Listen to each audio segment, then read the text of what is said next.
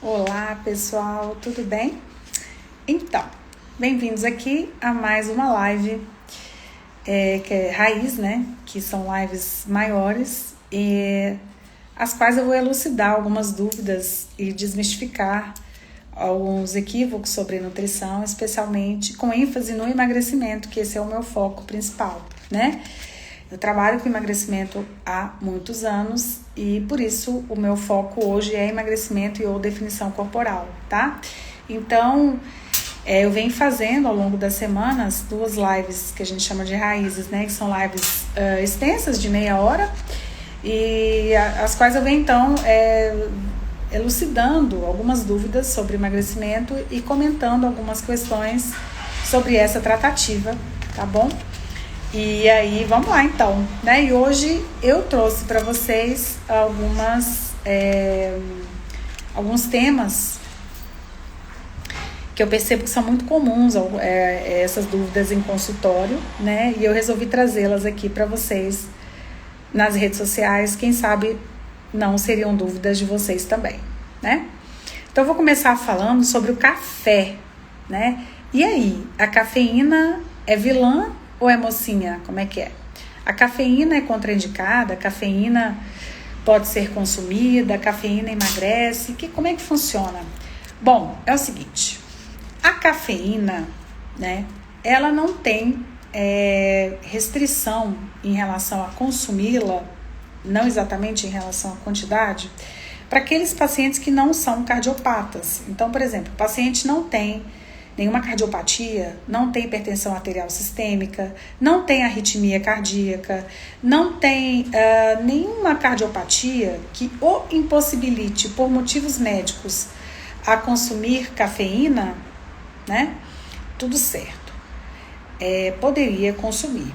Só que tem que tomar cuidado com o teor de cafeína, a quantidade de cafeína, tá?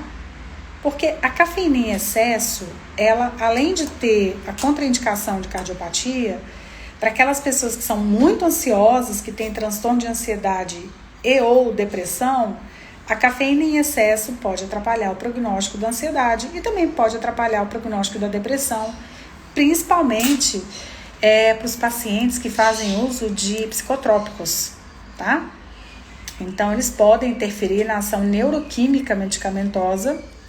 E a gente fala, tecnicamente falando, que aumenta a atividade do citocromo P450, ou seja, a cafeína ela tende a intensificar o efeito terapêutico dos medicamentos em geral, tá? Falando de uma maneira grosseira. Então, isso pode ser ruim, tá? Pode comprometer a ação terapêutica dos medicamentos. Então, a cafeína, ela deve ser consumida para aqueles pacientes que são liberados, mas com parcimônia, com bastante cautela, para não exacerbar um quadro de ansiedade, para não aumentar muito o ritmo cardíaco, né? Dar aquela a pessoa ficar muito ofegante e tudo, principalmente se ela consome outros termogênicos, né? E se a dieta é mais termogênica, se tem gengibre, se tem canela, se consome shots termogênicos, né? Com cogumelo, com guaraná-cipó, se consome chás termogênicos, né? Então a sobreposição de termogênicos aí pode ser perigoso, tá? Se consome medicamentos com finalidade termogênica ou pré-treino, alguma coisa que contém óxido nítrico, por exemplo, né? O creatina fosfato, ou algum medicamento, de repente anorexígeno, né? Que estimula mais o sistema nervoso, e aí consumir café em excesso pode... Desculpa que deu uma falha na internet, voltando. Pode ser potencialmente perigoso por conta de outros medicamentos ou chás ou substâncias cujo efeito termogênico é grande, tá? Então, em geral, o FDA, ele coloca assim, mais ou menos em torno de 150 miligramas de cafeína por dia, né, no máximo. Isso seria o equivalente de 2 a 3 xícaras de café coado por dia. E a xícara de café seria o equivalente a 50 ml, tá? Então, só concluindo sobre o café. Café não deve ser consumido para os cardiopatas que têm restrição médica de cafeína. Café não deve ser consumido em excesso por ninguém. Tem que verificar outros alimentos que são fontes de cafeína, né? Como Coca-Cola, chocolate, substâncias que contenham cafeína, especialmente a cafeína anidra, ou pré-treino, ou termogênicos, né, associados, ou medicamentos cujo efeito termogênico é alto também. Então tem que tomar cuidado. Então, mais ou menos essa é a recomendação. Um adendo às gestantes. As gestantes podem consumir café para aquelas que já consumiam café antes. E no máximo 2 xícaras de café de 50 ml, café coado por dia. Especialmente em horários mais diversificados, né? Evitar consumir as 2 xícaras ao mesmo tempo, tá? Essa é a recomendação. E evitar, gente, consumir o café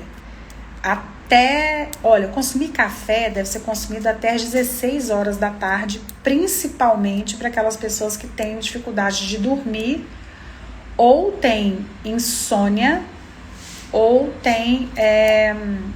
acordam com aquele sono que não foi reparador, né? Com aquelas pessoas que têm... muito cuidado, e antes que eu me esqueça, para aquelas pessoas que têm fadiga, aquele cansaço extremo, aquela astenia irrecuperável. Ou seja, mesmo que ela durma, mesmo que ela descanse, ela continua com aquela letargia, com aquela fadiga, com aquele cansaço e tal. Para essas pessoas, cuidado com o excesso de cafeína, tá? Um erro é você canalizar na proteína a responsabilidade única, né, de ter energia. E aí você acaba exagerando na cafeína e você acaba tendo efeito rebote, né? Você tem aquela energia imediata e aquela fadiga de rebote. Então, a cafeína em excesso, ela é desenergizante e não energizante, como muitas pessoas pensam. Bom, no máximo, a gente recomenda, assim, 4 xícaras de café de 50 ml por dia para as pessoas que são rígidas, ou seja, saudáveis, não são cardiopatas e não consomem medicamentos e ou substâncias com efeito termogênico, tá? Agora, evita consumir o café com açúcar, prefira consumir o café sem açúcar, para experimentar o gosto natural do café, né? E aí é melhor você gostar do gosto do café e não do gosto do açúcar, né? Até porque muitas vezes o gosto do café ele é mascarado pelo açúcar da sacarose, do açúcar de mesa. Então tem que ver se você não está mais condicionado com o sabor doce do café ou com o café em si. Por que eu estou falando isso? Normalmente, quando a gente pede para o paciente consumir o café puro, ele tende a diminuir o consumo do café em geral, principalmente para aqueles pacientes que consumiam café com açúcar ou café com adoçante, tá? Bom, o café com adoçante, ele tem menos calorias, obviamente, do que o café com açúcar. Só que os receptores são os mesmos. Então, você vai estar acostumado com o gosto do açúcar no café, né? Mesmo consumindo adoçante. Obviamente, o valor calórico vai ser menor, porque o adoçante não tem caloria, ou pelo menos a maioria deles não tem caloria. Mas o ideal é você se acostumar a consumir o café natural, tá bom? Porque você tende a consumir menos café, você saboreia o gosto da cafeína original e você se desvencilha, você consegue também sair um pouco do hábito do açúcar ou do adoçante, do sabor doce, né?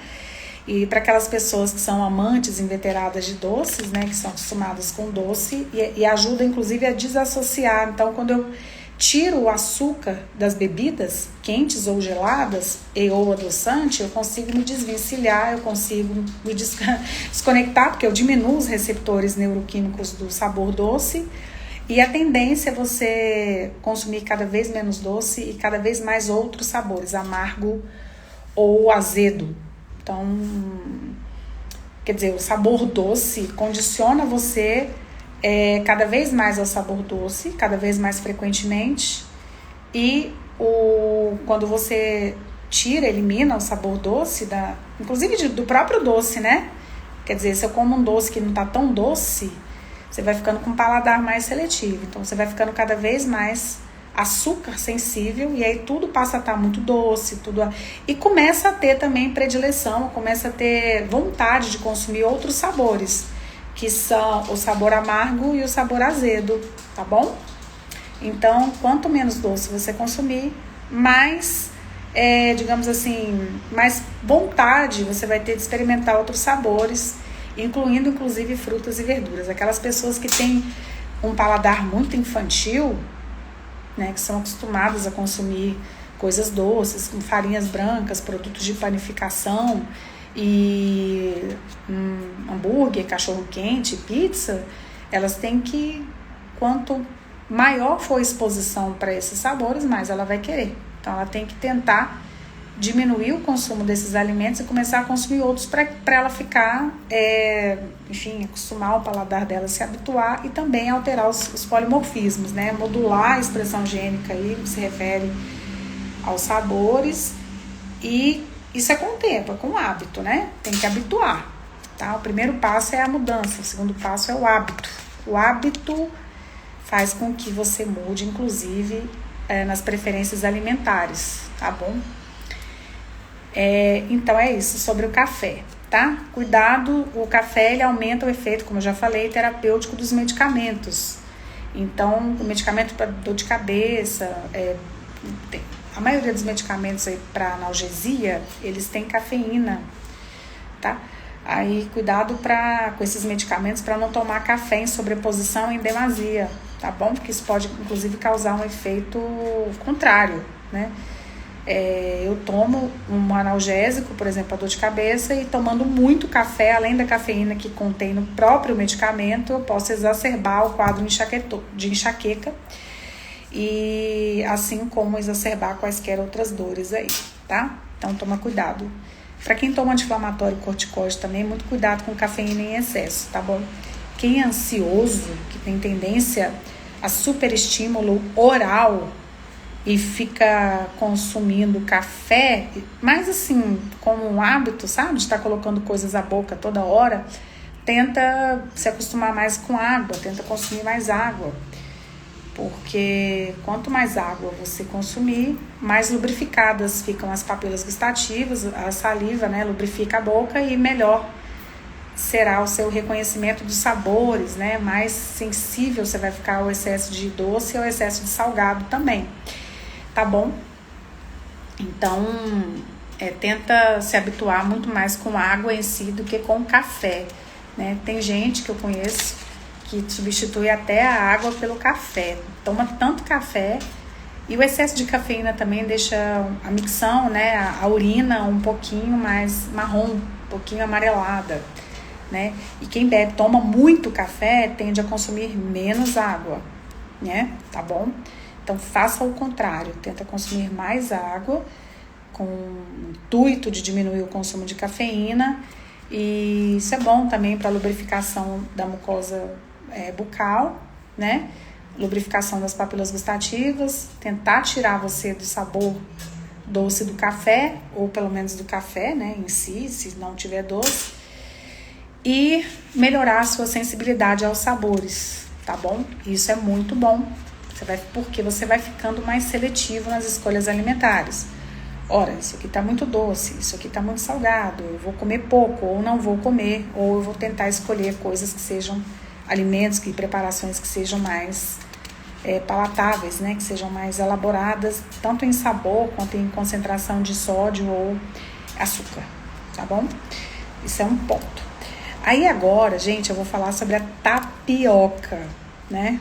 Que assim, a tapioca, ela, a rigor, ela é proveniente do polvilho, né, e tudo, né, e não contém glúten. E por esse motivo, as pessoas, por não conter glúten, né, as pessoas acham que a tapioca, ela emagrece. Não é que ela emagrece. A tapioca, ela não contém glúten, então ela é indicada como amido para os pacientes que são glúten sensíveis, tá?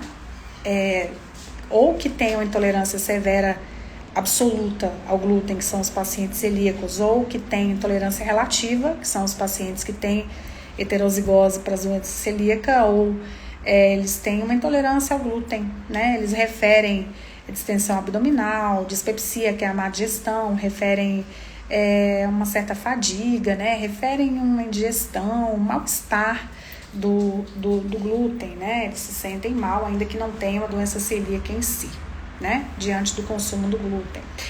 Mas, em geral, tem que verificar o contexto alimentar no qual a pessoa consome aquele glúten e se esse glúten, essa farinha branca, não está sendo consumido junto com muita gordura ou muito leite derivados, tá? E muito açúcar, porque essa mistura pode causar um efeito fermentativo, especialmente em pacientes disbióticos, né? E isso causa um mal-estar muito grande, né? Disbiose intestinal é uma alteração da microbiota intestinal em que há predominância das más bactérias em relação às bífido ou boas bactérias, que são os lactobacilos, né?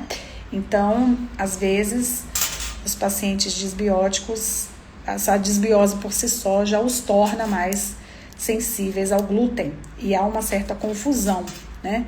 Muitas vezes o paciente ele tem disbiose, ele não tem uma intolerância relativa ao glúten e ele acha que o problema é o glúten, quando na verdade o problema é a disbiose. Então, sempre qualquer paciente que tem um quadro de alergia ou intolerância alimentar, um quadro suspeito de alergia ou intolerância alimentar, a gente primeiro investiga a possibilidade clínica de disbiose e aí tratar essa disbiose, porque a tendência em 70%, 60% dos casos é que ele melhore a resposta, que ele fique mais tolerante aos alimentos que são tidos potencialmente alergênicos, como é o caso do glúten, né, que contém uma glicoproteína que a gente chama de gliadina, que ela que é justamente a proteína alergênica do glúten, que causa essa alergenicidade em alguns pacientes que são sensíveis, absoluta ou relativamente sensíveis, tá bom?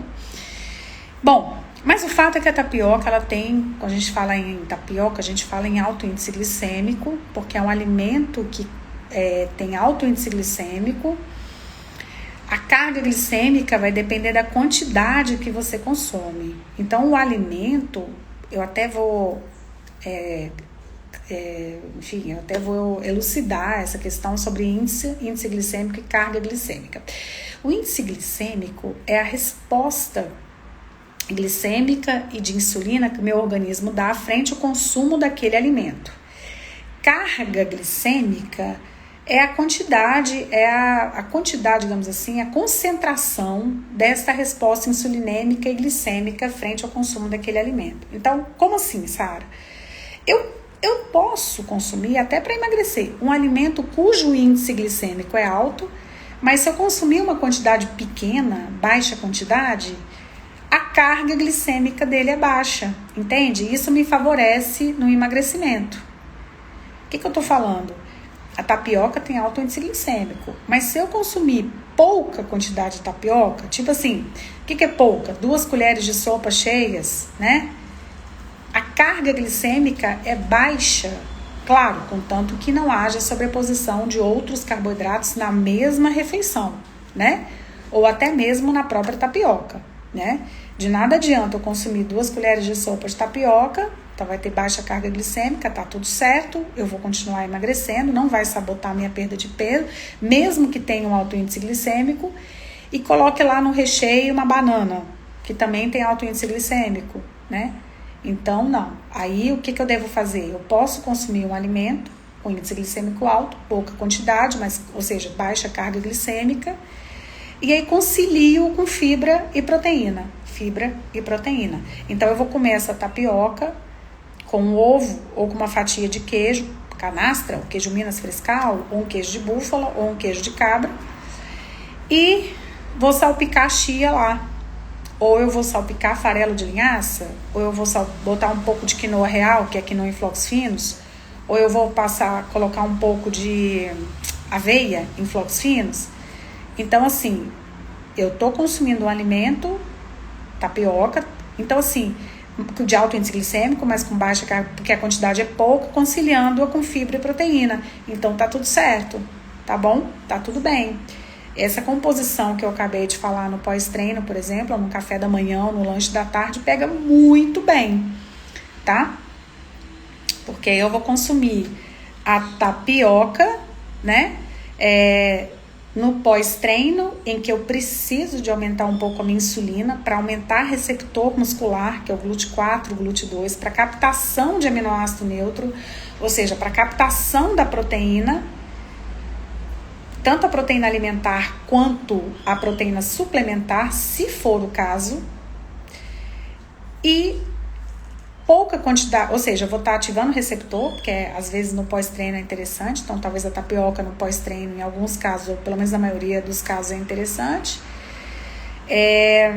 Não vou descaracterizar a essência da dieta, que muitas dietas são configuradas como dietas low carb, né, cuja concentração de carboidrato é até 150, porque eu coloquei pouca tapioca, colocando a albumina ali, colocando o ovo depois. Lembrando que a albumina é uma proteína de ação lenta, que a gente chama de time releasing, então ela vai prolongar o efeito da proteína suplementar, se for o caso, da proteína alimentar depois ali, consumida depois do treino, né? Então ela vai prolongar esse efeito, o que é muito bom. E a tapioca vai aumentar o receptor para captar essa proteína, esse aminoácido pelo músculo. E aí a fibra, a associação desse carboidrato tapioca com fibra e proteína vai diminuir ainda mais a carga glicêmica da tapioca, tá bom? Então eu vou conseguir uma carga glicêmica ainda menor, conciliando carboidrato com fibra e proteína, tá? Então é uma dica aí legal. Então a tapioca nem sempre é vilã, tá? E nem sempre é mocinha, vai depender do contexto no qual ela é consumida e as associações, né? Hoje em dia, a gente está muito mais preocupado com as associações, as combinações alimentares em si, do que o alimento isolado, né? Avaliar um alimento isoladamente. Acabei de falar do café, né? E eu falei várias considerações sobre a cafeína, né? A tapioca, a mesma coisa. Tapioca isoladamente não significa nada. Vai depender das combinações, do timing em que ela é consumida e da quantidade, tá?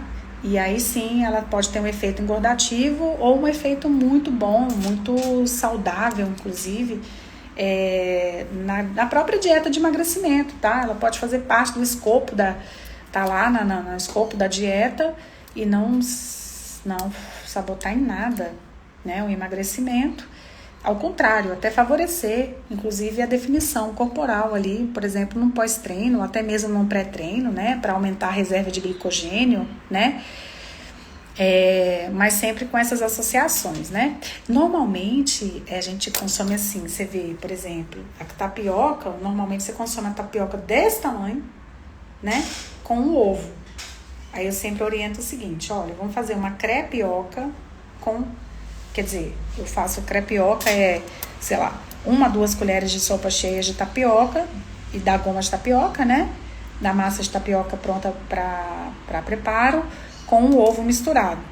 Aí no recheio, mais um ovo. Então, ao invés de você consumir aquele tapioca ou aquele cuscuz gigante com um ovo, você faz o contrário. Você diminui a tapioca pela metade e aumenta mais um ovo.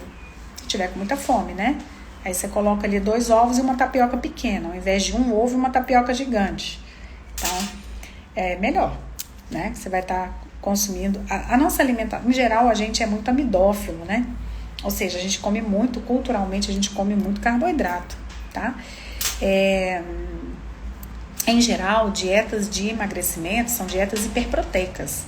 E acaba que quando você é muito amidófilo, você come muito carboidrato, você acaba consumindo, na proporção alimentar, menos proteína. Isso desfavorece, por exemplo, o emagrecimento ou definição corporal. Então, o ideal é a gente tentar aumentar a proteína, até para minimizar o catabolismo de massa muscular durante o emagrecimento, inclusive favorecer o ganho de massa muscular, favorecer a definição durante o emagrecimento.